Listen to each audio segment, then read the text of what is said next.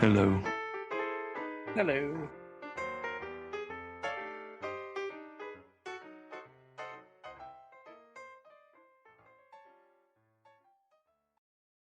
Ah, There you are. Hey, It works.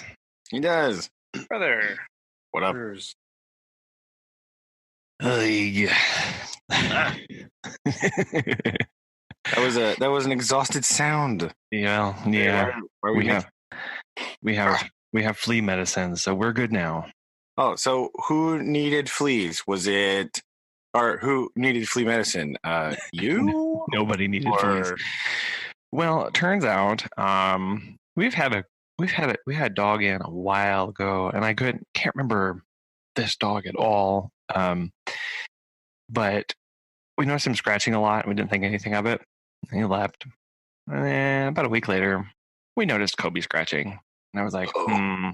Oh, no. no. yeah, but he does that sometimes, and Well, I mean, yeah. he does have allergies, and so I was like, and I bathed him, and I didn't see anything come off of that, so I was like, okay, it's obvious not that.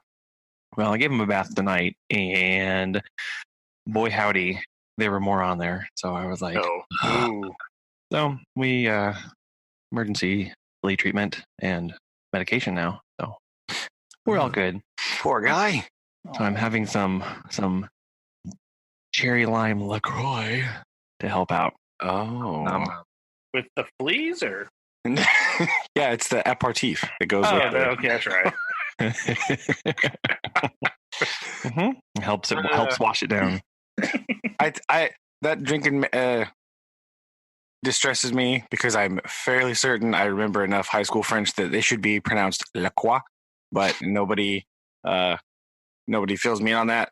They just think I'm crazy. So I just Why don't you head on down to Boyd Ark and go sailing on Palm de Terre? Yes, exactly. All the wonderful French names that the Ozarkians butcher. You know, it's fine. And then you go to Cape Girardeau, right? I think is where you got to go there. Mm-hmm. Conveniently, I have never been there, and it's on my list of places to go. I have always been curious just because I don't really know why, actually. It's one of those things where it just sounds kind of appealing, but I have no evidence to back it up or about why I should go there. So, I mean, that's why I haven't, because it's far. Right. Like, oh my gosh. It's and traveling that direction in the state is like impossible. It's brutal.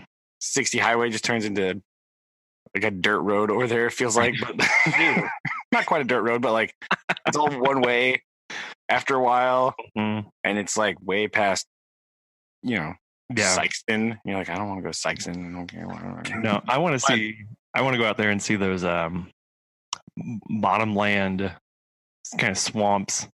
Yeah, that's true. You gotta go. Don't you have to go a little further south for that? Yeah, I think they do have. Way down in the Boot Hill, they've got some really cool conservation areas and wildlife areas. And that's all there is there. Right. Well, not in. I mean, I can't farming. It's true, farming for sure. I mean, that's what SEMO is, right? Farming, right? But I mean, let's be real. Southwest Missouri is also farming. And then, I mean, they just don't have as many rocks over there, so they probably farm better. Well, after they're off the plateau, so they got rid of all the water. That's true, but they also don't have the rocks from the plateau, right? They're not up on the uplifted stuff, so they don't have like, you don't dig down an inch and go, oh, look at this stones. Here we go. I know. I'm just gonna dig this hole real fast. 45 minutes later, you're 5 inches deep. You're like, oh my gosh. Mm-hmm. We were on a landowner visit, and he was trying to convince us that the rocks that were in the stream had been there since the glaciers moved through, and they were special deposits from glaciers. I don't understand this. And of course, you're standing on this stream bank looking over. This is where was this? This is down near Ozark. Okay. And, yeah, there you go. No. And glaciers came that far south of Missouri. I'm sorry. If you would have said like any town on the Iowa border, I would have said, okay, maybe. Or at least north of the Missouri River. True. True. That's kind of north of I-70 for crying out loud. Yeah. Oh, But up that way. Okay. no, he was way down in the Ozarks, and and you're standing there and next in the stream channel with just gravel everywhere, and the stream bank is right next to you, and it's 8 feet tall, so it's over my head, and you're just staring at this, looking at all of the gravel in the dirt on the stream bank, right? And you're like, huh, yeah, it's amazing. Where could it all come from? That's limestone, dude. Don't even picking it out of this, it's like, If you get lucky, you can find some exciting dolomite. Ooh, everybody loves dolomite. They do. They like to say it. Dolomite. I don't know. So yeah, I have this crazy idea. I'm going to make my 6th graders go dig holes in the ground when we talk about geology stuff. Are you going to go watch the movie Holes for inspiration? No, I don't think so. Boo. But we're going to go dig some holes. So I'm interested into seeing how well and just how long it takes them to dig any sort of hole to get What equipment are you going to be giving them? Well, that depends on what the maintenance director and I can dig up from the ag shop, right? I see. Right?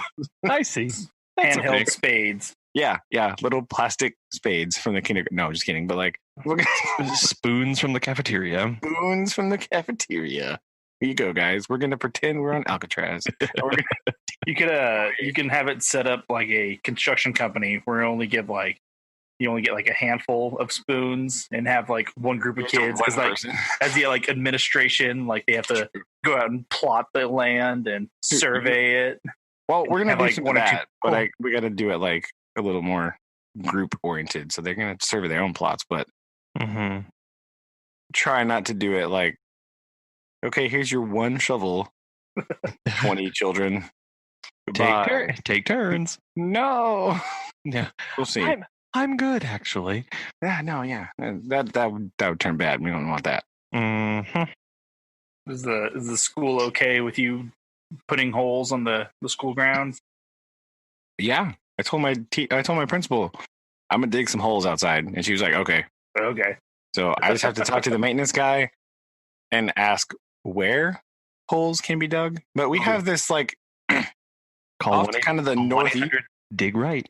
Well, yeah, but no, he knows. He knows everything. He's fine. Okay. So there's huge, like just tract of land over there that is between the baseball field and the softball field. That's just there. Nobody goes there. Really? Ever. And then there's a whole other thing over behind the other playground. It's just like there's a pile, like a wood pile, that it's technically on the school grounds and nobody ever uses it for anything. So these are excellent out of the way places for holes to be dug. Plus, it increases our sample size area. Right. Yeah, you're gonna have him digging transects. Well, yeah, right. We can't just have them all dig holes in the same spot. That's not a very diverse sample. No, and that'd be kind of cool to at least get an aerial photo and kind of generalize where. Yeah, I'll probably print something off Google Maps and sort of Google Maps for our plan. Zoom it in. Yeah.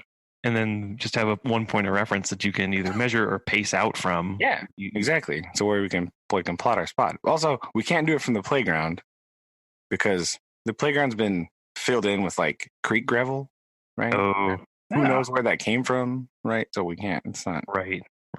It'll spoil our results because it won't be. We don't know. We don't know where that rock came from, so it doesn't work. I'm guessing. I'm guessing Flat Creek. If we're honest, let's just. It's Flat Creek. It's Flat Creek. Yes. That's where it's from. It's from Flat Creek. Or there's actually a quarry down here, like a limestone quarry thing. They probably didn't use quarry rock, if I had to guess. No, but they have like cast off gravel. Oh, from their mining. Okay. Dig out of there and sell out. Sure. So it's actually over by where Susan used to live on the farm where she grew up. Oh yeah, that's right. She said it's like extra close to that house, and so she said she remembers when she was little, just there being like sirens, and all of a sudden just like from blasting. Oh my gosh, that's crazy. I was trying not to make that sound super loud. Sorry, so I hope that worked. But What? little mic technique. yeah, try not to make explosion quarries noises into the microphone. Wasn't Appreciate it. there a quarry like in downtown Springfield, like in the middle of town, Okay, down so by like the ice skating rink? Well, it's not quarry. No. I don't know what it is, but yes, there is something, and there's also something. there's one over by Division and 65. Yeah. Yeah, that's that's the underground thing. The big underground one. There's Yeah. Where is it? I can't remember. So there's that one. There's the one at Division 65, and then there's the one that's off of, like, right off of, down by Sequoia Park. It's literally a quarry, like right there, Yeah. like an active quarry. But then, yes, Aaron, you were right. I don't remember. I just remember there's like a steak and shake, and then like across the street there is a it's like quarry-like structure. but it's an old one. Yeah. And it's not in service. It's just that there's big holes out there by the ice park. And there's another one somewhere because I do not remember where this place was. We went to a junkyard thing to get a fender for the Mitsubishi, the front fender. What? Yeah, me and Dad did this. Okay. And like out in the place, right? Goes out there, and the guy's like, "Yeah, don't go over there." I was like, "Whoa, why?" He's like, "It's just a pit." Oh. It's like, what? What? Yeah. And so just out in the middle of this junkyard, it was like an old. It was part of an old quarry shaft or something, and it was just there. And he was like, he just like put trucks kind of in it, like not in it, like around the side so that nothing fell in there. And he was like, "Yeah, okay, don't go over there." Oh, what? What's happened? And I wish I could remember where it was, but I distinctly remember going and we got a front fender because. Oh yeah, I crashed the car. That's what happened. We had to go get a thing, and then right. That's what happened. I crashed the car in Republic, and so we had to get some new parts. But this guy had one at the junkyard, and we went and ripped a part off of it. That's crazy. And yeah, it was just like a hole, like a big hole thing. And as I seem to remember, it was from some kind of mine thing, but I don't remember exactly what it was. But yeah, there's a couple in places in Springfield where it's just like, oh, here's a giant hole in the middle of nowhere. Like, what's happening? Yeah, that's crazy. There's one west of town here off of 50. It's back off the highway a little bit, and you don't really see it unless in the fall, and you can see the exposed limestone wall. If you get on Google Maps and look at some of those aerials, then yeah, you can look out. You can see it's all filled with holes, and a lot of the locals want the city to buy it so that they can make it into a swimming hole. Yeah, they want to turn it into a swim park. Did they just watch? What's that movie where they go swimming in the quarry? What is that? Is that the Rocket movie? What? I don't know. Those are scary movies when they go like cave diving and then they're. Well, yeah, no. There's a movie where kids go and they're swimming in like an old quarry thing. There's like a raft. I feel like it was one of those movies that we had to watch like 80,000 times in high school when that Subway has sub. So I don't remember exactly what this is called. Anyway, I remember where they shot rockets out in the quarry out of October Sky. Is it? Maybe it's October Sky. I don't like that movie, so I never pay attention. But I'm pretty sure there's a quarry in there. After the 50th time, I definitely remember there being some sort of quarry. Tuned it out. Yeah. Anyway, yeah, that's a weird. Like, it's just a big open like pit quarry. Like it's deep. Like it's like. Oh yeah, yeah. No, it's. Why would they want the city to turn a 80-foot hole into a swim park? Well, and it seems not safe. No, and the other part is that who knows what's down there? You know. Well, yeah, and all the like leaching that's coming out of it. Like there's some sketchy stuff at the bottom of that is leaching into that water. Oh yeah. No, it's totally. It's like arsenic, like some weird junk. Yeah, there was actually an old quarry down in Texas, in North Texas, that had filled in with water. They hit groundwater and it filled up. And they, it's pretty cool. Oh no! And so they, no, it's called an artesian well. It's fine. It's all Special, right? Ta-da! And you can actually go and they do scuba diving there now. So the water is crystal clear because there's nothing in it, and because of the limestone that's there, changes the pH, so nothing can survive. And they've gone and they've sunk whole airplanes and boats and stuff that you can swim around. And we had a friend that wanted us all to go out there one time, but #kids, so we didn't. Well, yeah, but that's kind of weird, man. I don't know. That's so weird. There's a few things. It was one of the most Texas things you could think of. Like, we got a big hole, throw some stuff in there. You can go scuba dive in it. Okay. There's I forgot what it's called, but there's a YouTube channel that I watch, and it's this guy that goes around with a metal detector and he scuba dives in certain places. And recently he's been going to like, what are they called? Sinkholes. Filled in sinkholes. Dear goodness, no. And like scuba diving in there, and then like there's the clear water sinkholes in Florida that he goes into, like like searches for lost stuff. And isn't there allegedly like a big pit sinkhole thing somewhere between Rogersville and Marshfield? Right? Do you remember this? Do you remember hearing about this? Vaguely? I don't remember. I don't know where it is. We went to try to find it one time, and it eluded us greatly. I remember. Because you're talking to the person that I thought like the coolest place in Rogersville was like Lindenlure. That's not even in Rogersville because it's in Linden. I know, but like just like the close area. It's like, there's a waterfall in Linden. Okay, I just want to make sure. That's not in Rogersville. I know, but somewhere out there's like one of those. It's a thing like that. It's like a big hole, big open sinkhole thing. And allegedly it's been open for like ever, and there's who knows what, like tractor parts and all kinds of crazy junk down there. Oh, I remember this story. But I don't know where that would be. Yeah, and I've never, could probably ask some of the biologists in that area. They probably know.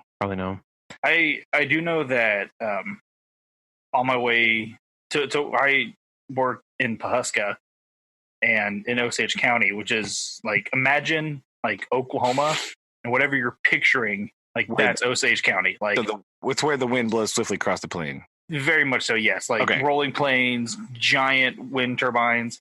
But I was talking to this guy, and apparently there's like a bunch of waterfalls, and he's just some old farmer guy, and I know, but like there's the kind of just rivers that somehow connect, and they're just stuck behind, off the main road that you can't see them. But this guy's telling me, he's like, there's a waterfall over there, and if people have like a broken car, they just like dump it by it. Like, what? Oh.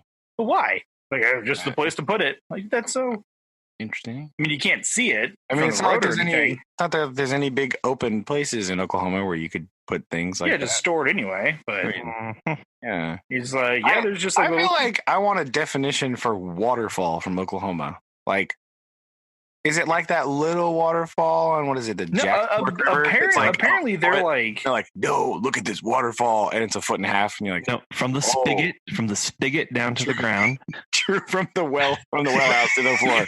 No, apparently, look at there. There are some since there's all those connecting hills, that there's some that are. I mean, again, they're not like gigantic. They're not like. That's why I want a definition. Look at this waterfall. It's more of like a stream going over a flows aggressively downward. Do I measure this in feet? Do I measure this in inches? I would say feet. Okay, so but not yards. Correct. Okay, that's fair. About. Look at the bones. Yeah, right. I mean, it's probably true. Allegedly, that happens sometimes, but like I can envision like cutbacks through like some sort of topsoil, hidden bedrock, like down lower. But Oklahoma, though, especially northern Oklahoma, yeah, it's just so That is what not waterfall-y. Like, I don't know. Yeah, you don't really picture it because I had to drive to Ponca City the other day, and like, I mean, it's just nice, gently rolling hills, and yeah, apparently there's stories of there's a bunch of quote unquote waterfalls there. I don't know. And most of them are either on private land or they're on some oil. So not provable. That's what you're saying. Right. Now I'll tell you, right over that fence, can't go on John's farm, but he can't go over there because can't do that because it's a fence, but it's there. I promise. Wink. I've been told for years that there's a waterfall park in Joplin. I've never seen it. I even looked for it once. Never found it. I don't know. So I don't know. Well, there's like a park and there is a waterfall in it, I guess is how I should have phrased that particular statement. Oh, I was told it was there. Never seen it. Oh, what? Yes, because speaking of who knows what's in that water from that mine. Ooh, look at this arsenic. Delicious. Yeah, because that's over by Limekiln Dam, I think. But is that where it is? No, there is one, and the Department of Conservation, I think, just bought it or just reopened it. Let me see here. I don't know. I'm doing research. Okay, but like I've been told for many years, like when I first moved over there, Wildcat Glades. I don't know what that is. Okay, again, I don't know the proper name for this. I just know I've heard a rumor it existed, and I kind of went, "What? That's interesting." I mean, it's very hilly in certain parts of that. You kind of when you get over that far into that county, you're kind of out of the hilliness, right? So like it's a little far north and west. Oh yeah, I think it's a little. It's not like a big one, but people say, "Oh, it's a waterfall." It is. It is Wildcat Glades Conservation and Audubon Center. Yeah, it's got a little picture of a little waterfall. It's right off of I-44 and Redlings Mill Road. Anyway, right off of Shoal Creek. Oh, okay. Yeah, and I think that's the only thing I can think of. I mean, I think it has to be it. But again, I've never actually seen it. Again, when we're thinking waterfalls, this is no. It's like 3 feet of falling water. Yeah, I mean, or trickling down a small rock face, not like like a roaring torrent, right? Not like a no small babble. But yeah, it's weird. There's weird things over there. Hercules Glades has better waterfalls for sure. That waterfall is definitely yards at least. I recall. And it's pretty complex. It's really fun to hike through there when it's dry. Oh no, we talked about this before. Every time I've been there, I got lost. I'm not going back.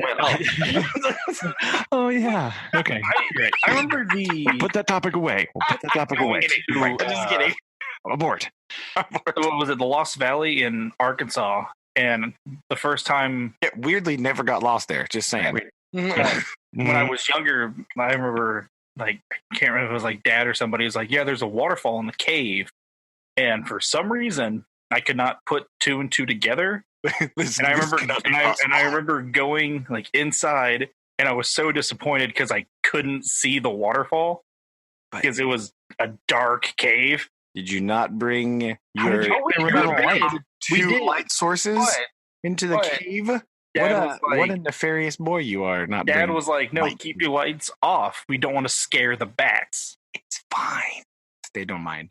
And so I just remember going and being like, "Oh, I can't see the waterfall in a dark cave." You being all shouty in the cave is terrifying way more than some light. They don't need that. True. That first part where you have to like step over the water coming out freaked me out when I was little. Terrifying. I had it in my mind that I was going to slip and just go shoop right out. And then when I got older, I'm like, I could just step over this. I mean, yeah, but, nobody said you have rational thoughts when you're little. That's not. That's by definition not what happens. Yeah, pretty much, right? Definitionally, no rational thoughts. Yes. I had a non-rational thought this morning and when I was leaving work. So this is a dangerous segue. I'm just saying. No, it's okay. So taking roll with 60 to Pahuska, I just leave Bartlesville and I see this is the morning, and I see this little like black dot in the middle of the road. And it kind of looks like it's about the size of like a stress ball. And so I'm driving and I'm getting closer to this thing, and then it moves. This little black dot. Well, balls do roll. So wait for it. Okay. And then I saw all of its legs extend. And define all. Like, yes, please do. How many legs are you talking about? Do I need one hand or two? So I think it was like it's called a Texas brown tarantula, because those are very common up here. Mm-hmm. And so this thing scurries like out of my like off the road, but like I can't see it in my rearview mirror. And so the whole day I was thinking it's in the car, trapped in the car. And so when I was leaving Pahuska to come back home, I turned on the main road, and sure enough, there is another brown Texas tarantula on the road. And so my mind says it's the same one following me, and therefore I have to leave the country. Obviously. The whole day I was thinking about that, and I was like, am I going to go outside? Is it still in my car? Did you call John Goodman? Yes. I should have, but no. That was an arachnophobia reference. Yes, I really flat. Okay. It was good. No, straight up, that I watched that movie when I was, I don't know, like 10 or something. Officially, forever, that was the scariest movie I'd ever seen. I was thinking Eight-Legged Freaks. No, I watched Arachnophobia in my friend's basement. Oh my gosh. Nope. It's definitely full of spiders. We were like on his couch, and I was like, no. Oh my. It's that movie. No joke. The movie scared the heck out of me when I was like 10. I was like, nope, this is officially the scariest thing I've ever seen. I hear it doesn't really hold up super well. I'm not watching it again. I don't care. No, I don't care to know. I'm not doing it. I'm not. No joke. It's probably 3 times a week when I'm showering. Whenever I think of that scene, it's probably I just can't. No, it's not okay. It has a 92% on Rotten Tomato. Yeah, I mean maybe it is, but I'm not watching the movie ever again. Yeah, I can't. I just looked up the images to refresh it back in my mind, and the first image is just like a spider, like looking straight at the camera. I'm like, well, I'm okay. No, that's I distinctly have the like I distinctly remember like physically shaking, like I was so scared of this movie. Like I've never done that before, right? No other movie has ever made me be like physically terrified. Right. Oh, yeah. Like that movie has. Just like, oh my god. Yeah. I will tell you what movie. And then obviously I had to go and live in the basement for like ever after I got older. So that was fun. So I had to wake up in the middle of the night going, oh no. But I distinctly remember going to Barb and Bruce's in Illinois, and you guys, Jacob and Bree, no, whatever it is, no, never would we have done that. to watch Goosebumps. Or one of the like spin-off movies. No, it was, hold on, Coming to Me. But it freaked me out. It's Coming to Me. It's not Goosebumps. It was the show. Tales of the Crypt? Yes, Tales from the Crypt. That's what it was. Yeah. That's what it was. Yeah.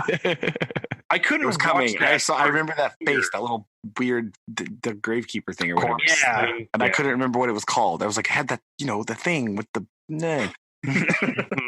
But yeah, so I just remember watching, like, being locked in the basement. No door. Yeah, there was. Maybe there was a door. It didn't lock. It's fine. Yeah. So that movie that was one of the first movies that freaked me out as a child. There was a door. It was at the top of the staircase. Yeah, I think so. Right before you came down, and then it it bent down to the right before it went into that bottom hallway. Because it was next to the garage. Right off the garage. Yep. Yeah. Yep. I forgot about that. I forgot we watched that. I didn't remember. Yeah. Torturing your little brother, making you watch. I mean, it's fine. It's fine. Look, no problem. Look how you turned out. Look what you become. Where were you going with that, Brandon? I stopped mid sentence because I don't want to. Fine. It's fine. You're fine. No worries. Oh man, it's weird. Isn't that weird? How like you can have such an impact on somebody, and then I could barely even remember that happened. Right. Oh yeah, I was a horrible person torturing my brother. I blocked it out because I don't remember memories. I was talking specifically about Tales from the Crypt because I don't. I could not tell you. I only remember what the host thing looked like. I don't know anything else about it. Wasn't there a game show? I don't know. Like Nickelodeon that they came up with? I have no idea. I never watched Nickelodeon. I know, blasphemy. Grew up in the 90s, didn't watch Nickelodeon. I couldn't be bothered to watch Nickelodeon. I wasn't into it. Ah, the game show. Yeah, there was a Tales from the Crypt. Secret of the Crypt Keeper's Haunted House. No, it wasn't a show. I mean, it wasn't a game show. It was an actual spooky story thing. Yeah, I seem to remember it was like a short story format. Yeah, but there's that, and then there was Tales from the Crypt is like those short stories. Yes. But there's another thing where they came up with that was based off of Tales of the Crypt. That it was a Secrets of the Crypt Keeper's Haunted House is a children's Saturday morning game show that ran on CBS. This is the one where the kids were had to go through a haunted house. Yeah, from 1996 to 1997. Wow, what a great run. I don't know. Oh my gosh. Yeah. I have no memory of this. Yeah, I have no idea. I would have been in middle school by this time, so I was like, nah, I'm out. Yeah, it was something like they had to see who could withstand the scariest stuff and go through I just remember an OG fear factor. This is very interesting. But for kids. Well, yeah, but I do not even recall any of this. Oh my gosh. Yeah, they had to solve puzzles and they had to do riddles. Yeah. It was all also kind of 3-dimensional stuff that they would go on with weird, really, really bad effects. But I'm watching the trailer right now. Is there any other kind of effects from 1996, 1997? To be honest, no, there isn't. Okay, only bad ones. Fair enough. But yeah. Oh my gosh, I did watch this. Yeah. I did not. I'm out. I do not remember this. Yeah, here I am. Yeah, they had to get the number of skulls on the pikes. They had to collect them in the obstacle course. Yeah. And then at the end, a scoring system.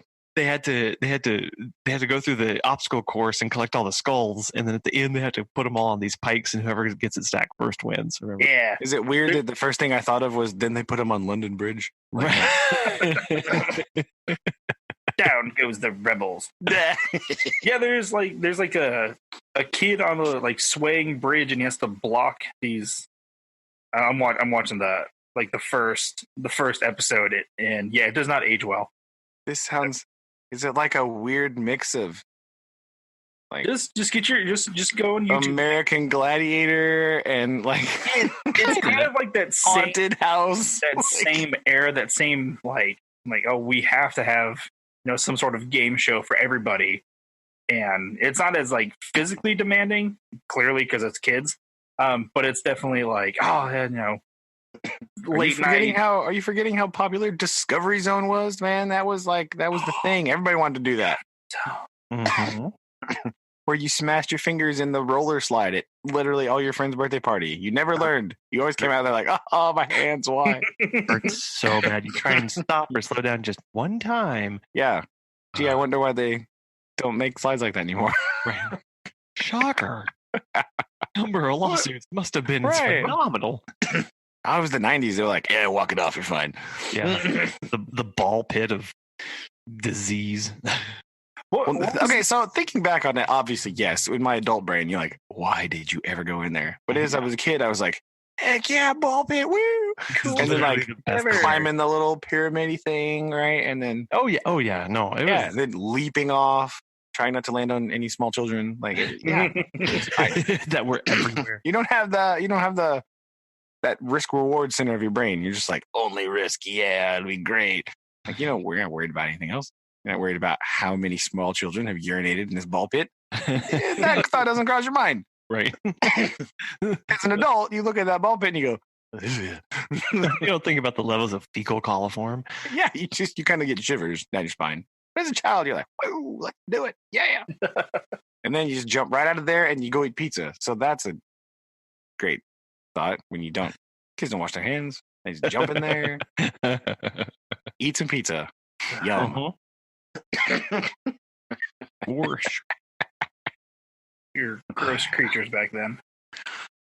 When you're 8, yes. Yeah. Just how it is. Fine. Built up our immune system. We drank well water and played in infected ball pits. Yeah. No, see, it's fine. But yeah, I was going off one night when I was deep in the interwebs. I was trying to find like early 90s cartoon shows, like Saturday morning cartoon shows. The correct answer is Biker Mice from Mars. That was one of them. Moo Mesa. And I was like, and Cowboys from Moo Mesa. How could I forget? I love that show. I remember it's like I was sitting there, I was so like, much. Reboot's one. Oh, I did also love Reboot, but I had an unnatural fondness for Cowboys of Moo Mesa. I don't know why. It wasn't really great, I guess. I mean, maybe because I watched an episode not too long ago and it was like, oh, this is wow, actually not that good. Not that great, but it's good. It's awesome. They you got to steal that Ninja Turtles spinoff, right? There's a group of people fighting bad things, right? Like street sharks or that, whatever. Like, but yeah, I don't know why. It's very irrational, but I love Cowboys Moo Mesa very much. But I just had not as much as the Rescue Rangers. Nothing beats those. Maybe, well, except for possibly my favorite cartoon show of all time, Tailspin. Yes. Oh, I love that show. Yeah, so much. That Adventure, the 1930s Art Deco, the airplane pirate wolf things. I don't even. The cloud surfing, cloud kicker, or whatever his name is. Cloud kit. I can picture the pirate's voice because it's like, oh, I know, the dude. I can't remember his name now, but oh man, it's so great.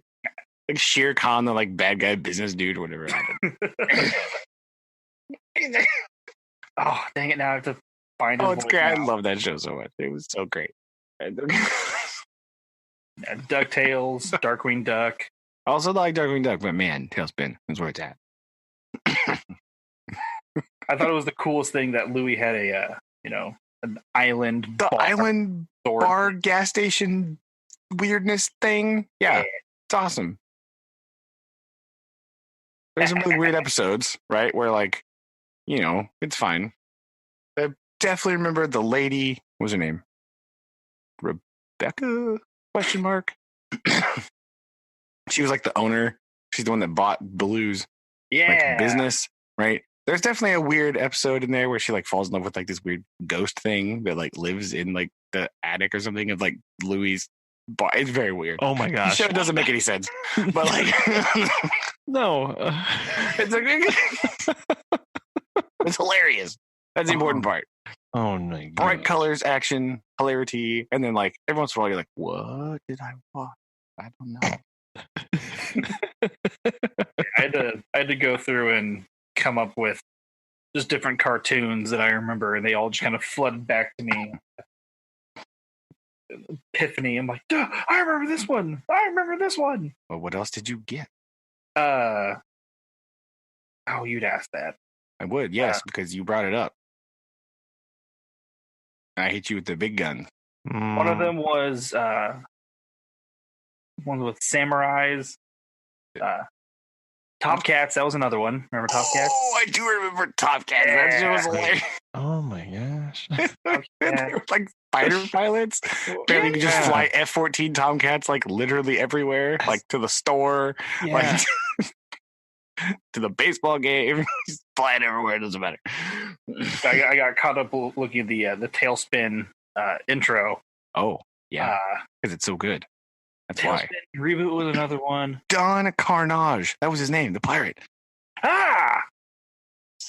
He was like, I can hear his accent back They had that big, like, it was like some sort of big, like, dirigible thing. Yeah, it was like a vulture, and that's where they flew their little biplanes in and out of. Yeah. Oh. Yes. Oh, well, obviously the greatest Batman of all time, voiced by Kevin Conroy. That is the answer when someone asks you who is the best Batman. You say Kevin Conroy. And you watch their face kind of go.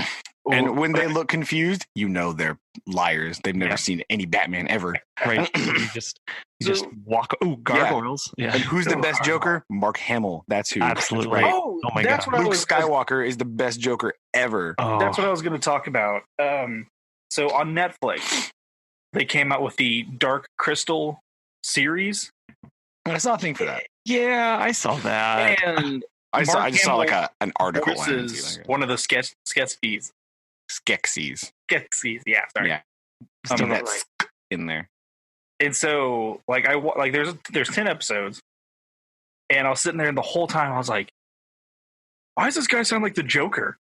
Because he is. And then I IMDb, and I'm like, "That's Mark Hamill." And he also voiced the Joker in the Arkham Batman games. Or whatever. Yeah. Oh my gosh, it's so good. But there's a podcast that I listen to. It's called Talking Tunes with Rob Paulson. Oh yeah, and he does like a lot of those 90s cartoon voices, and it's so difficult to listen to because like hear them all at the same time. He goes and he invites other voice actors, and they'll talk about like how they got into voice acting, and then they'll just like read random scripts in their characters' voices. That's hilarious. And my mind gets exploded every single time. Because it was Ron Palmer, and then they had what's his name? The guy that played Mr. Krabs from SpongeBob. I was on there. I don't watch SpongeBob. Beats me. And Ron Perlman is the voice of Mr. That's not his name. I'm gonna say that's not right. Like I don't even watch SpongeBob. Like it's on sometimes. I've seen it. I don't like that show. Controversially, not a SpongeBob brand. It's one of those names that's like that. But Clancy Brown. He's voiced by Clancy Brown. Meant what I knew. Shut up. Exactly. It sounds exactly like Ron Perlman. Brown, Perlman. There's an N. They both have an N. Green. Yeah. The only thing I find funny about SpongeBob is that the Bikini Atoll, and by proxy Bikini Bottom, was the site of massive amounts of nuclear testing by the U.S. government in the 1950s. Yes, this is a fan theory. This is a fan theory. Yeah, it's great. So that the blast they set off in the water at the Bikini Atoll was so big and irradiated so much. They were like, yeah, we're not going to test anymore here. Oops. It's like so bad. Like there was like, yeah, it was way worse than they thought. So that tying it with that show is the only thing I find humorous about it. Exactly. Do you ever read the stories of when the U.S. Navy was trying to dump nuclear waste like in the barrels? They filled them with cement and they dumped them, and then they got the reports that some of the barrels started to float. Yeah, and so they ordered the Air Force to go and try to strafe. Yeah, they shot them. Barrels. What a great plan! Also, on the Bikini Atoll, they just like poured concrete over it. And they didn't bother telling any of the sailors what they were pouring concrete over. They were just like, yeah, just go pour this concrete. So they're just dudes out there hanging out. I've seen the pictures, just like hanging out with like no shirts on, digging holes in this dirt. pouring concrete, and you're like, oh no, Oh, no. It's like that. Well, I mean, I don't know if you guys watched the HBO series Chernobyl. yes. That is No, I haven't watched it. no, that's the very much the same thing where they're like, no, it's fine. And so, yeah, guys are just running out with no shirts, shorts, barely shoes, trying to put out fires. Yeah. And I mean, let's be real. If you were wearing a shirt, it's not really going to make a difference. But like, no, but it just the visual is more powerful that way. Goes to that mindset of, they had no idea. Yeah. There's a scene that I really enjoyed how they did that. They like once a day they would pick a person and they have to like run out onto the roof and knock the slag off, and then they have to run back, and the camera like follows the person and it follows back, and that shows like how fast it have to be. And then they found out that person would like that the only amount of radiation he can handle for like a year. No, I know it's for his the rest of his life. Yeah, the rest of his life, and it was less than like 50 or 60 seconds or something. Yeah, like it's less than 60 seconds. Because I've read that happened. I've read about that. But I just liked how that scene was kind of played out, and that's what kind of caught me into it. Yeah. Meanwhile, Japan's Fukushima power plant, the environmental somebody was like, yeah, we've got a lot of buckets with irradiated water.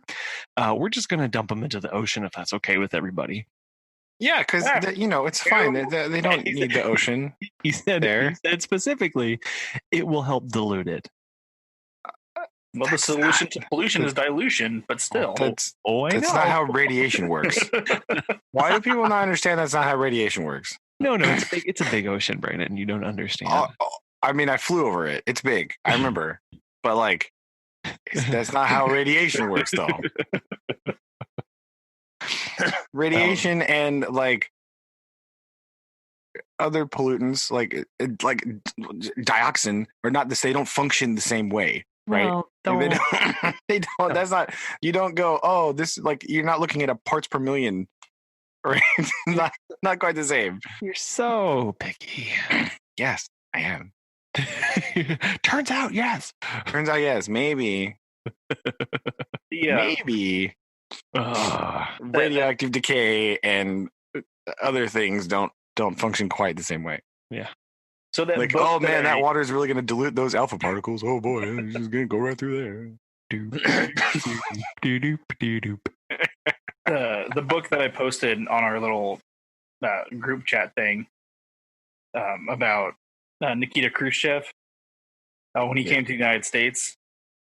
So when he found out that the Mississippi River flowed backwards due to a earthquake, he wanted to replicate the same thing in Russia to like the Volga, the Dnieper, and all those kind of other rivers to help with like water trade.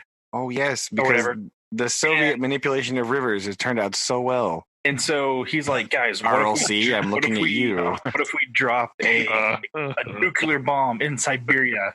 And the book goes into detail how a scientist had to like explain to him what like how that's not how this works. Nuclear works, and he's like, but I just wanted like a big boom. Like, no, there's more to the big boom that happens.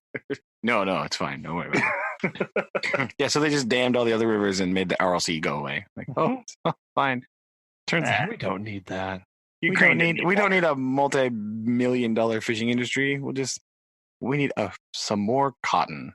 That's what we need. No, makes sense. I don't know what the problem is. God. Oh my god. That's well, that's not quite to that extent, but just makes you go, I'm sorry, what? One of the commissioners for the Department of Conservation is like really, really big into trout fishing. And so he asked the fisheries division, why isn't there a trout farm in Moberly? Where's that? Moberly. Now, I'll give you a minute to find where Moberly, Missouri is. Okay, hold on. Phone, activate. Hold on. Google Moberly, Missouri. I'm gonna. You're like my kids. You're like too lazy to type anything. What you doing? I didn't know how to spell Moberly. Shut up. My thumbs are so. No. Give you a minute. And I'll let you tell me. I'll let like Moberly Mo. That's got a nice ring to it. All right, here. Naparino. Why is there no map? Oh, there it is. It's the second tab, not dork.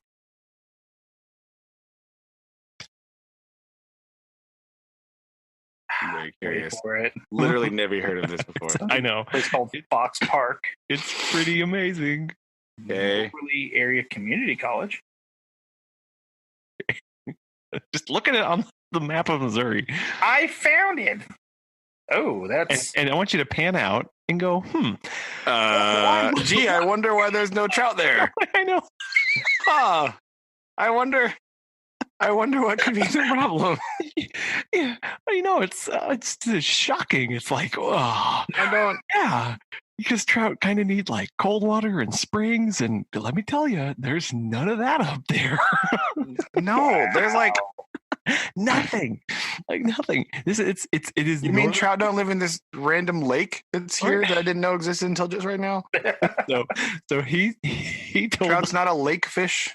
Trout fishing enthusiast man. He told the fisheries division chief that, well, you could you could drill a big well and chill all that water coming out and make it as cold as you want. That's literally not how any of this works. You don't drill a hole and then say, I'm going to make the water as cold as I want. It's not like geothermal heat regulations is not like a refrigerator. I'm going to set this water to 55 degrees and I'm just going to go like, no. So my division chief was like, and so I had to explain to him how water works. And wow. Oh no. Ouch. That's bad. Yep. And how there should be. He's not far from the. Well, I mean, it's kind of far. Literally everything in Moberly looks like it's far from places, but there's a north. It's northeast. Or it's like it's just north of Columbia here. But where's the Bennett Springs? Is south of me. Yeah, Bennett Springs. Isn't that up there somewhere? Nope, it's south of me. South of you, like 45 minutes. Is that the north? Is that the only other? I think trout place. I think that's one of the most northern trout places. I couldn't remember if there was another one. I know there's only a few in Missouri. Where's Bennett Springs at? I don't know exactly, but if it's south of Sedalia by about 45 minutes. I didn't realize it was that far south. Oh, there's yeah. Okay. Yep. Yeah. So you got. I mean, here's how to go there. Just go to Bennett Springs, or you could come all the way down here to Roaring River. Mm-hmm. Have some lovely trout. I've seen them. Well, yeah. I mean, I think Montauk would probably be a little bit closer, but maybe I don't know. Anyway, I don't know about that. It was just crazy. That was his big idea. He was going to go bring trout to Moberly, and they went as far. So the department has on hand, like, what happens if we can no longer use a trout park? Let's just say it gets completely shut down and breaks and it's completely unusable, gets flooded out and everything gets washed away. Yeah, flooded, or those little pins they break. Right. The concrete cracks because it's poured in the 1930s. Exactly. Like a river. So they looked into it and they were like, okay, in today's dollars, what would it cost to just build the facility? And it was something like, it was like well over $50 million to build a medium-sized trout facility, and that didn't include buying the land and acquiring the water rights to the spring. Oh my goodness! Just the infrastructure, not even the right now. Just the infrastructure. It's insane. So that's why the CCC had to do it. That's why. Exactly. Yeah. No. Yeah. They're not paying that much money in the 30s for that. They're just like, oh, you guys dig these holes, please. Got it. Yeah, man, it's insane. Yeah. Wow. Yeah, and so I mean that's but that's like the kind of facilities that they're using is if they tried to replicate those in today's dollars, that's what they have, and they've acquired. They didn't. They've a lot of those trout parks were initially either CCC or they were privately built by businessmen to try and go at it on their own. And then when they went under, the department, back in the or whatever, came in and scooped them up. Yeah, for cheap. Oh, Yeah, that makes sense. Because that's a lot. Just thinking about what's down at Roaring River, that's a lot of just infrastructure building, because there's all those different pools, and then they channel off the main river, and like they're like next to it, so that whole bank is built up and flattened out and dammed up there so they can make the pools for them to be in. So that's ooh. Yow. Sorry, my mic stand decided to pop off its little holder thing, so I'm awkwardly holding my mic and trying to get the stand to fix. So continue to talk. I will. Okay. The noise was moment right. You're cursing in the background. Oh, that's right. That's cool. That's why you got to be supremely high class and have a fancy mic stand. Mine is a stool currently. I'm sitting on a stool next to me. There's a little ledge works on my window. I'm like, I'll just hook it to that. And so it was working for a brief time. But if I try to adjust the stand, the base connector was like, nope. And so I'm going to try to see if I can do it to my table. So carry on. Okay. Anyway. Oh, yeah. I interviewed somebody for an hourly position today. Oh. Yeah. And it's one of those, like, seems like a very qualified person. But and I asked our office manager, I said, did this person introduce themselves to you? I asked him, do you know where trout live? No. In my email, I said, please introduce yourself to the office manager. Let her know that you're here, and she'll come and find us. And I said, did the person did they introduce themselves to you? And she was like, no. All she said was, hi, I'm here for the interview with Colin, and then turned and sat on a bench. And didn't talk to anybody else. It's not quite how introducing yourself works. I know. I know. And then when I brought them back to the room to be interviewed, I just opened the door and let them walk in first, and assumed that they would introduce themselves to the people sitting in the interview room. Nope. This person just went and walked right in and sat down at the table and then stared at the people in front of them. Ooh. And I was like, okay. And so my coworker was like, hi. It was just so awkward. So awkward. It's very awkward. Just shake people's hands and tell them your name. That's all. It's hard. It can be hard. It is. I don't know.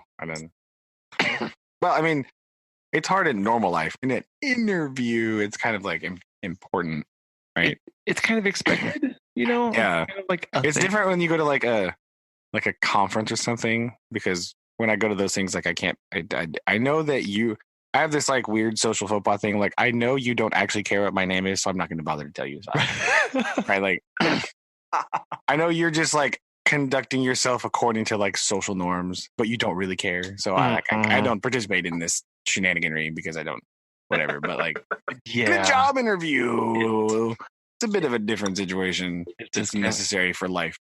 Just kind of what you do, but Anyway. Yeah. Yeah, true. It's better than the person that just didn't respond to my email. So I mean, that is true. This person showed up. True. I mean, marginally better, I suspect, but better, I guess. I mean, showing up is important. Step one. Or an interview. Step one, interview. Come to the interview. It's hard to be interviewed if you don't come to the thing. Like,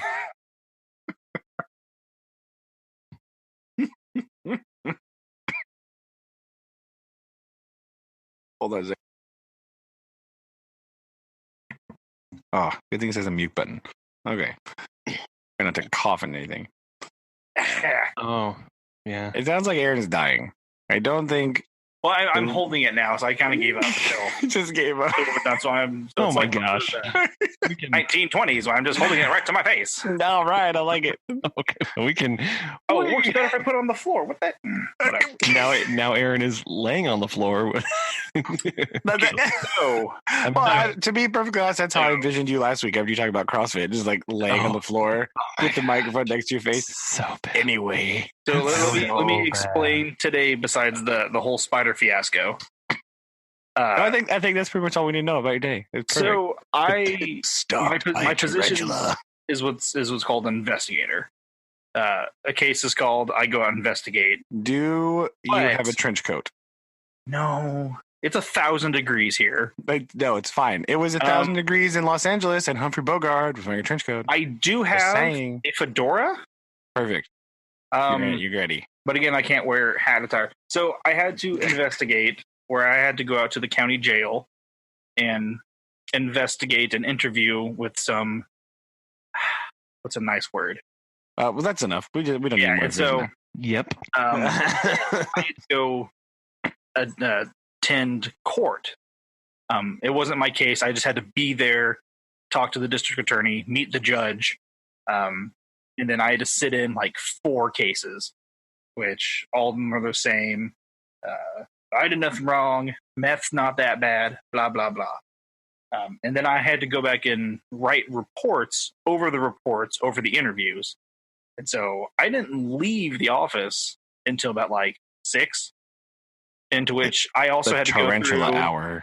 Yeah, until I also had to go through criminal history reports, which were I had to find them in the database, these individuals, and write all the bad things they did. And so from about 7:30 this morning, all that kind of kicked off. And so I moved my furniture around, and this was like a few weeks ago, and to which the dad had bought a futon for which he was going to give to you, Bubba, to give to Fana. Yeah. But you guys already had a bed set up, and so he just like dropped it off with me, and it is now my gaming platform. But I kind of like moved it into the living room, and so I can actually like lay on it because I had a love seat that I couldn't fit on. Oh, okay. It's like perfectly next to this little like windowsill that I had originally my mic stand hoisted on, and so before we were getting set up, I was just like curled up on my futon, trying to lower the mic stand. Like, can I lay horizontal and listen to and be able to talk this way? But the only way would have happened is that the mic stand was like pressed like into my face. So I was like, I'll sit up. And so I have wow, thank you for making such an effort. Okay, I suppose I'll sit up. I have case reports scattered on my little table here. And I have like the computer. Thanks for making the effort. But I was just so like mentally and physically drained. I was like, I just lay here. Listen, and then just I understand being mentally drained. I have to have 6th graders all day long. Yeah. They're very strange people. I get it. It's all right. They're not humans. Well, you can sit. You'll be all right. Yeah. I believe in you. Which I'm fine now. I'm actually awake. But like when I got home, I was just like, that's why we have naps. You can have naps. Press the button to turn the mic on. Oh dear goodness. So, why? But yeah, it was a very interesting last few days. I'll tell you guys about when the case is over. Yeah. But yeah, it was just like, here's this. I'm like, so yeah. It's fun. But no, I got a little setup. Well, I did past tense, and then my mic stands like, nope. You kicked it and it broke. So I'm holding this massive stand, just like on the floor, gonna attach the little like clamp mechanism to my table. So, whatever works. Right. Sounds terrible. First world problems, I know. Yeah. True. Having to Life sit is up. such a burden. Having to sit up. Oh no. I transitioned to sitting on a yoga ball instead of like a chair at my desk. Nerd. Oh yeah. And I will tell you, if I have to get up from this thing quickly, it is very, very precarious and very bad. It like sticks to my legs whenever I try and roll back because I'm in short. And right. And then like you have to get a wide stance and you're trying to like waddle backwards really quick. That's true. So yeah, it's not a heroic effort. It's a heroic effort getting out of this quickly, but it doesn't. Not in a glamorous one. Not in a glamorous way. You just gotta bounce quickly and then just. That's true. You could hop. You just hop. No, I'm sitting on the floor currently, so I don't know. Why are you sitting on the floor? Well, because that's where I sit. Oh, I thought you meant like at your in your classroom. So no, I'm talking like right now, this instant, like at home, because my computer sits on this coffee table, and it's the same coffee table I've had my computer sitting on for like 100 years at this point. Like it's the same one. It's the same one. It's the same coffee table I had at my old apartment. You remember that thing? That's it. That's what I'm sitting at. Nice. Right. And so I sit my computer on the floor because I didn't have a desk until like recently anyway. But it just sits. It sits right there, and I'm sitting on like one of those little yoga bolster things, like the little yoga pillows that you do yoga on. Apparently, apparently people do yoga on them. I just sit on it because it's comfortable. I sit on the floor, and so like I was looking to get a mic stand, but if it attaches to my table, it's gonna be like way up in the air, and so I don't really know what I'm gonna do with that yet. So I have to figure that. And the little cable here is only like 2 feet long, so I don't. Oh my gosh, it's not very long. So I have to figure out exactly what this is so I can find a longer one because it's not very. And it's so helpful that there's just one type of USB. Oh wait, no, there's 1,000. So I don't know. It's so bad. But yeah, that's why mine's on a stool. Okay. Because I can sit on the floor, and this little stool that I have that I sit when it's my desk chair. Because this desk is like vintage 1960s desk, so the little chair part is very narrow. And so like no chairs I can find fit in there. But like this little folding stool fits like perfect. I sit on that, but my computer's not at my desk because that's where I do like schoolwork and stuff. My computer's on the floor, or on this coffee table, mostly because when I'm done working on it, I can sit on my little couch and watch YouTube videos and stuff, and I don't have to worry. I don't have to move my computer around. Oh my gosh! Yeah, awesome. So, and it's also the same laptop I've had for like a million years too, so the battery like just is non-existent anymore. It's just like no plugged in at all time. The battery does not work at all because it's awesome. But so it's no, I know how that is. Yeah, so it's fine. Doesn't need to be mobile. I just sits here. I can watch YouTube. I can type things, and then I can sit over there. Yeah, it's a desktop. Perfect. It's old enough. It's kind of big, so it's fine.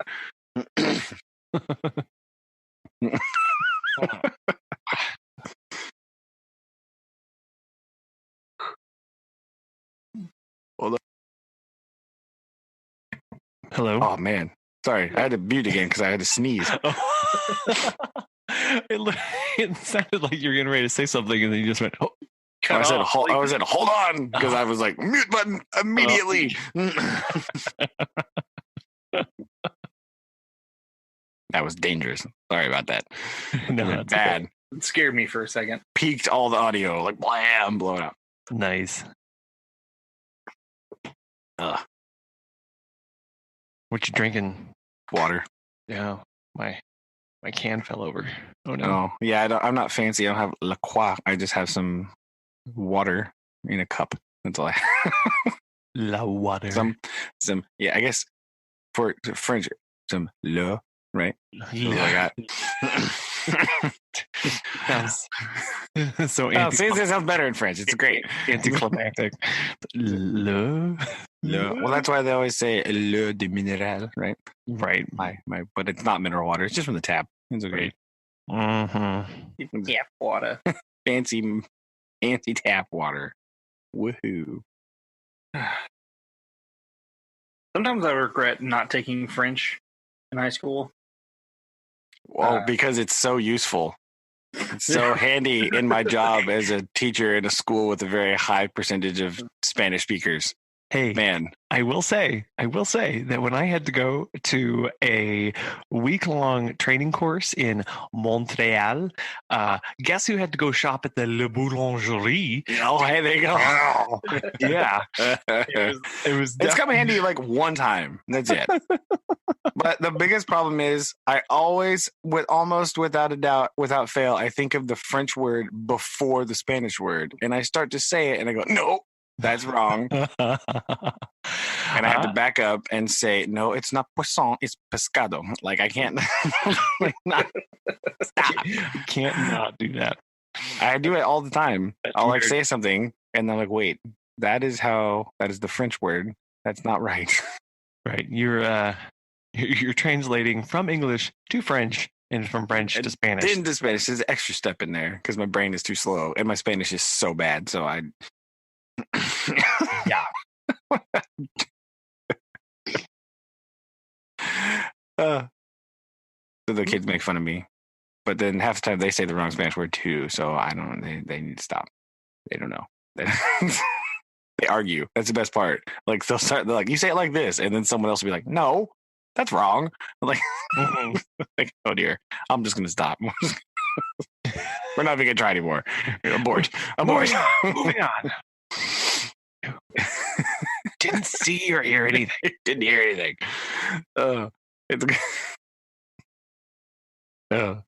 It's ridiculous, but funny. So yes.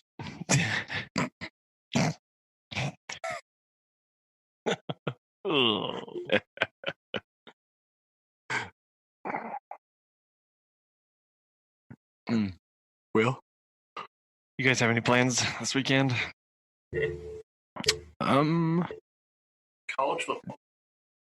I don't think so. It's hard to know. I'm very often not told what they are until they're happening. Well, that's sort of how it happens. Usually they nice. don't involve me. It's like, oh, hey, we're going here. I'm like, okay,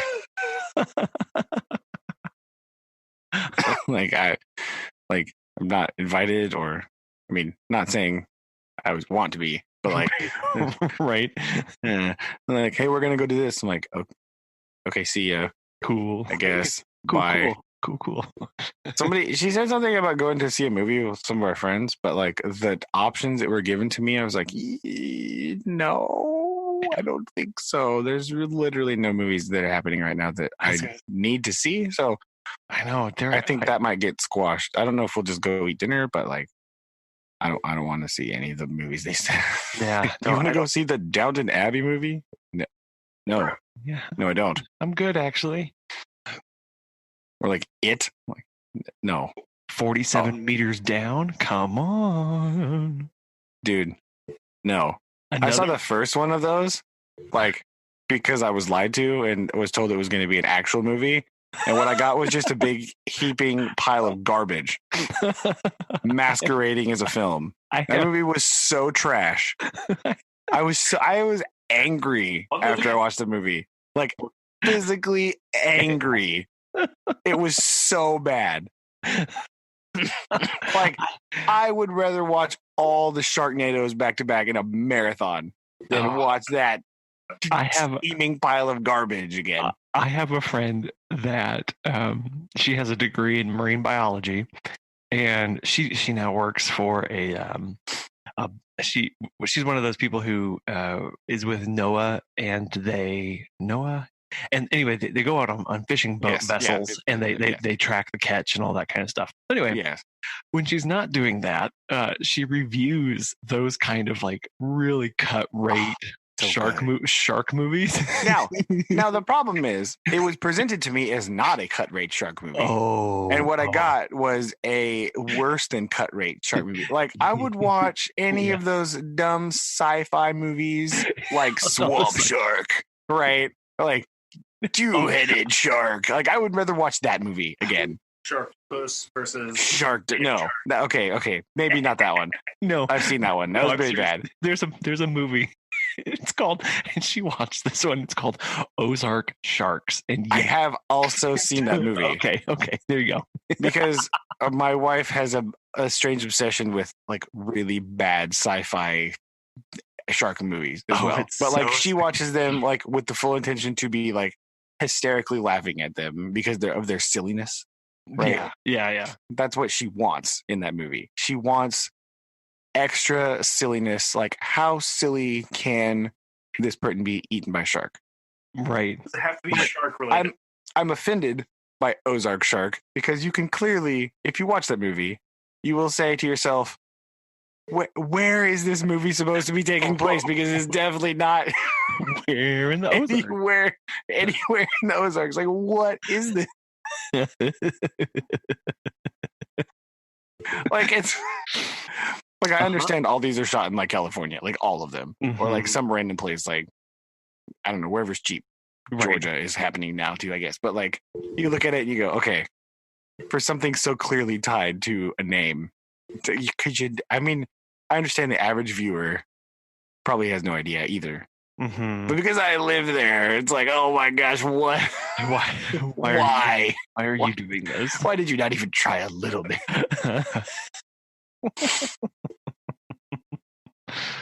Because you're like, first of all, man in this movie, you're running around in the supposed Ozark summer in a flannel shirt. Lies, all lies. Right. Dead. You wear that in your jeans outside, running from it, you dead. You just die, heat stroke immediately. Like, no shark. there was one, he was like in a hoodie. This movie was clearly shot in Southern California in the winter. Right? Yeah. Because he's wearing like a hoodie and jeans. And he's supposed to be in the Ozarks in July. You go, right. The Ozark Mountains. Yeah. No. There's no way. You're not happening. Dead, son. Get out. Like, you're just this shark's not going to kill you. It's going to be the heat stroke. Like, you're running from it and you just drop dead because of the heat stroke. Fall over. You just fall over. So I couldn't get past that part. The rest of it was exactly what you want. Like, I'm going to sit on the couch on Saturday, eat some popcorn, watch a dumb shark movie. Right. But like, that detail was gnawing in my brain. Like, I couldn't get it out. Right. The one fatal flaw.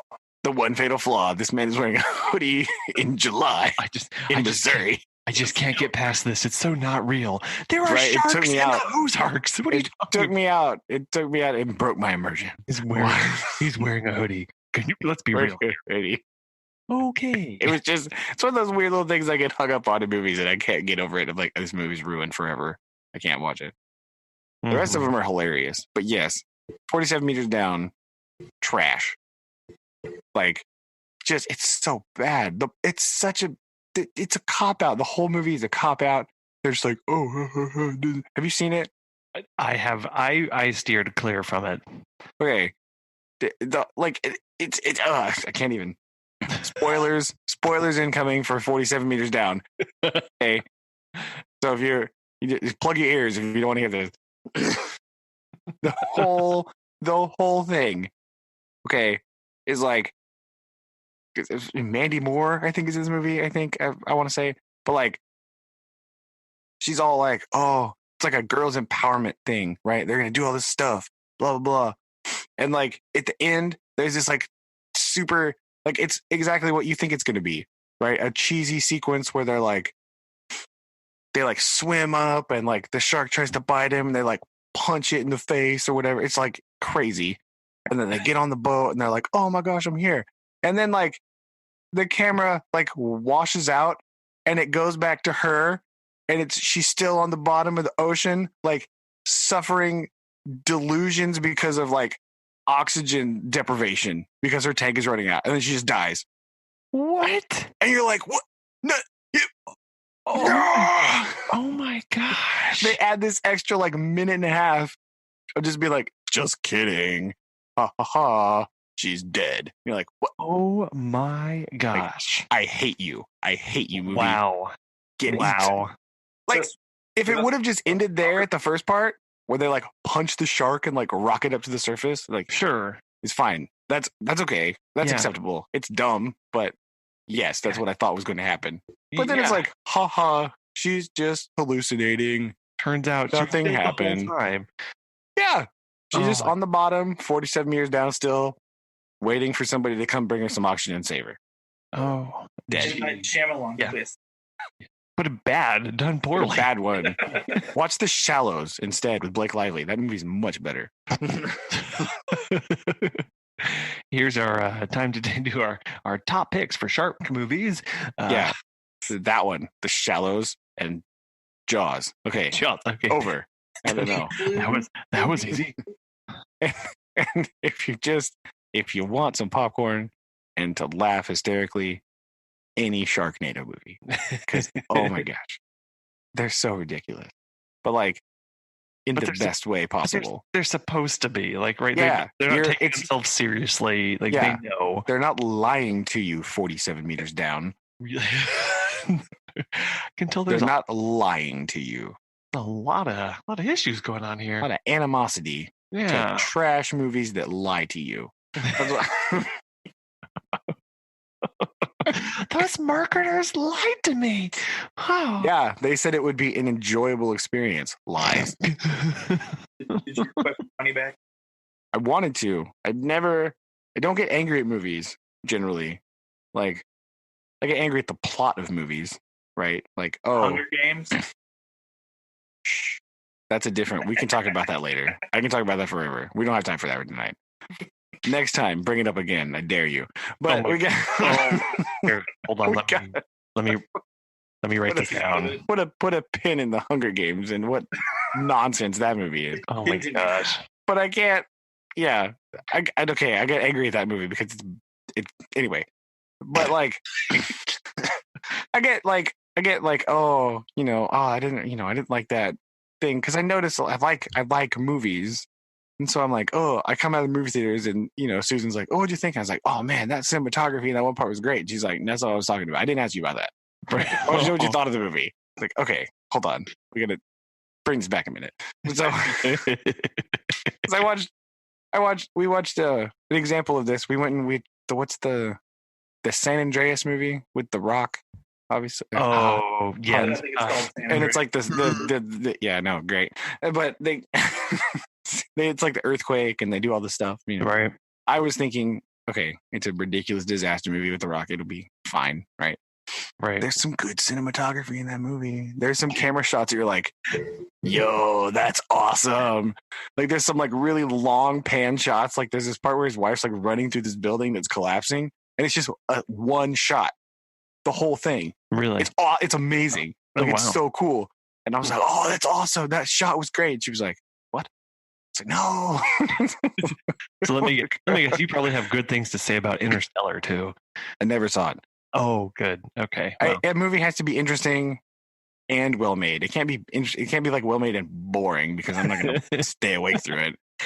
Yeah. After about the fourth ending, I was like, okay, well, we should have wrapped this up a long time. Yeah. Only Peter Jackson is allowed to give me multiple endings. That's the only person. Nobody else. Officially, that's what your contract says. Yeah, that's it. I don't want 75 endings from anybody else. I don't even care. I heard it was good, but I don't like. I have to be in a very specific mood for like brooding, like movies like that. But it's not like, and I can't take Matthew McConaughey seriously. If you're trying to present Matthew McConaughey to me in a serious role in a movie, you failed already because I can't. You started off I can't. wrong. I personally, and it's just a me thing, I can't even take him like that because I think of like Sahara and like How to Lose a Guy in 10 Days. That's all I got. And I'm like, that baggage follows him in my brain and I can't dislodge it. So I just can't watch him in a movie. Like I can't. I just expecting him at any minute to like rip his shirt off and like jump on something. Like I'm not. The only movie that I kind of like him in is like A Time to Kill, and that is just because he happens to be in a good movie with Samuel L. Jackson. Like it's not a Matthew McConaughey movie. there's a thing called In Between Two Ferns with Zach Galifianakis, and he interviews Matthew McConaughey, and he brings up a question. He's like, "You kept your shirt on for more than 10 minutes. Are you okay?" And that made me laugh at that part. Yeah, like, I mean, I know he's been in other movies. I'm not interested in watching them. I'm just not a fan. So that's all I got. I don't know, but like I don't. in the middle of the Sahara Desert. Why? Yeah, that Why, man? that movie's fine because it's like goofy, but like it's not like good. Like that Operation Condor movie with Jackie Chan is much more interesting than that one with the sand and all the stuff. So like, It's got Jackie Chan in it, of course. well, yeah. Again, starting off on a much better foot. Well, yeah. Also, well, the problem is that Jackie Chan movies have also ruined me from watching like fight scenes in movies because like the jump cuts and the bad fight choreography hurt my brain. Why are you doing this to me? Mm-hmm. Why I could watch this good thing, right? And he has a quote like, "If you can't see the fighting, it means they're not fighting." Mm-hmm. Right? That's what. So yeah, if you just have close-ups of shots, fast cutting from between individual hits or whatever. yeah. When you have to like, edit it, when you have to edit the heck out of it, that means it's bad. Yep, and it's not just right. one camera angle. Go. Yeah, like a swooping. You can give me that Michael Bay swooping camera on a fight scene. That's good. Like it was cool in the first Jason Bourne movie, but then every other director was like, yo, but what if I did that too? Only worse. Yeah, but like not good. And from like weird angles, right? Like not angles that make sense, like bizarre angles. You're like, why did you cut to like a weird Sergio Leone like foot shot for that? Why that didn't need to exist? Why are you doing that? So I don't know, but like, yes, that's why I didn't want to go to the movies this weekend. Long story short, I was like, nah, I'm not going to the movies this weekend because I'm not going to the movies this weekend. Yeah, my options seem bad. So I don't. Bad Sharks, Downton Abbey, a clown in a storm drain. No, thanks. You though, what are you doing this weekend? Anything? No. Making sure there's no fleas on the carpet. Yeah. Tomorrow will be a little insane. We have. Let me count it off to you. We get at 8:00. We get 2 Great Danes. Oh. One Weimaraner. 1 16-year-old Beagle. 1 German Shorthair. This is the weirdest shopping list ever. and then at 9. Oh God, it's just at 8:00. Oh no. We get. Oh no. Like she's like a chow lab mix and then a mutt. We're getting. We're gonna have 8. 1, 2, 4, 6. There's 7 large dogs, and then we currently have a 14-year-old terrier in our care, and then we'll have Kobe. So poor Kobe. Plus, yeah, and 2 kids. Yeah. So, but those are all daycares just tomorrow. And then, no, that's not bad. No. Well, I mean, it's bad, but it's like not. It could be worse. It's gonna be so bad. That's what. Yeah. But no, and the kids. There's a touch a truck or things that go event for the kids in the park on Saturday. So we're gonna go to that. That's just where they bring fire trucks, police cars, garbage trucks, diggers, bulldozers, and have them kind of all in a row. And the kids can climb in them, take pictures in them, talk to the operators, that kind of stuff. And that's cool. The kids have always enjoyed that. We first did it when we were back in Arlington, and I remember that because I was like, "You're doing what?" Yeah, it is really cool. But then this sounds like something I am pretty sure this happened. Or something like this happened when I was in elementary school. They like brought these things to the back parking lot of that old elementary school building. They probably did that with. I remember they did that in middle school with like farm equipment, at least, and then in elementary school they did do something similar. I remember them doing that. Yeah, I remember it wasn't farm equipment because that was something else. Or just like living in Missouri. But like that was a Tuesday. It was just Tuesday. They came over and cut hay and I rode in the tractor. That's what happened. But Or we went to the farm in Iowa, and they're just like, "Hey, come ride this tractor." And like, okay, but like, yeah, there was something like that in elementary school. I remember because there was like weird things. There was like an ambulance, like a limousine, like a fire truck, like weird, like. But that sounds familiar. So yep, as weird as I initially thought, but like. But when you phrase it as like touch a truck day, like what? Yeah, that's it sounds a little weird, but yeah, it does sound a little weird. And I'm also expecting something cool, like a giant dump truck, or like not like your neighbor's Ford. All right, yeah. They won't have that. It is more of that's what it is in Texas. It's just dudes' trucks in a parking lot. It's just Walmart. Hey guys. Peruse Walmart, but don't get too close to a truck because they'll shoot you. It's true.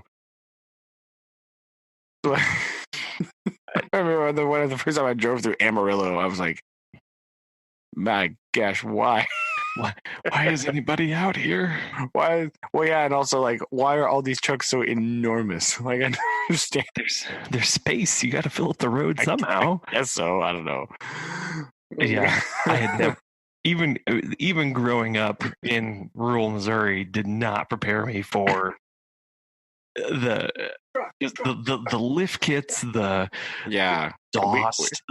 We should put a pin in that one too, because I can talk about that for a while. I have some thoughts on that topic as well. So we put a pin in that one too and write that one down somewhere. Where's my pen? Where's my pad at? There it is. Here you go. We'll bring that up. Life in rural Missouri. Yeah, specifically trucks. We need to talk about that. We need to discuss this. Okay. I'm about to offend Aaron's being. I'm sorry, Aaron. This needs to be discussed. But that was the big problem on OSU's campus. Little Jeep or that little car couldn't park anywhere because all the 2 parking spaces were taken up by 1 truck. Yes. All right, so pin in that one. Yeah. We can't touching trucks at the park. Yep, that's all I got. Riding dogs. Yes, I will have a team of draft horses, aka you need to get like a cart, like a dog cart. I should get them all harnessed up and go take them up. Yeah, that would be good exercise for the dogs, right?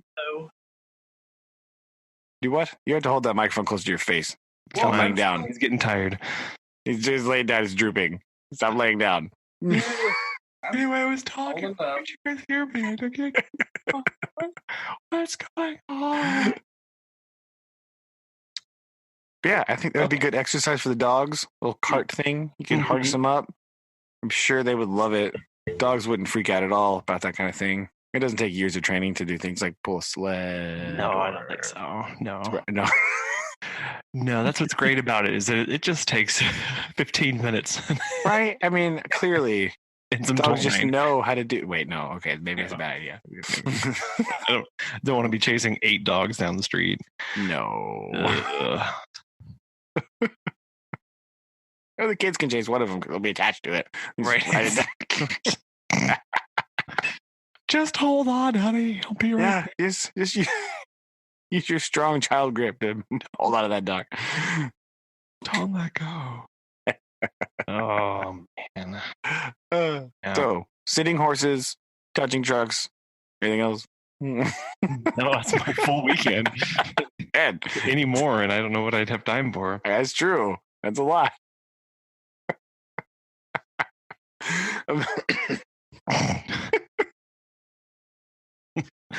I love it. It makes me happy. It's great. Well, yes. I think Aaron has fallen asleep, so we'll think so. Didn't make it. We'll call it quits. He laid down. He was out. My arms are so tired. I can't hold it up anymore. I mean, it is heavy. It is. I give him that.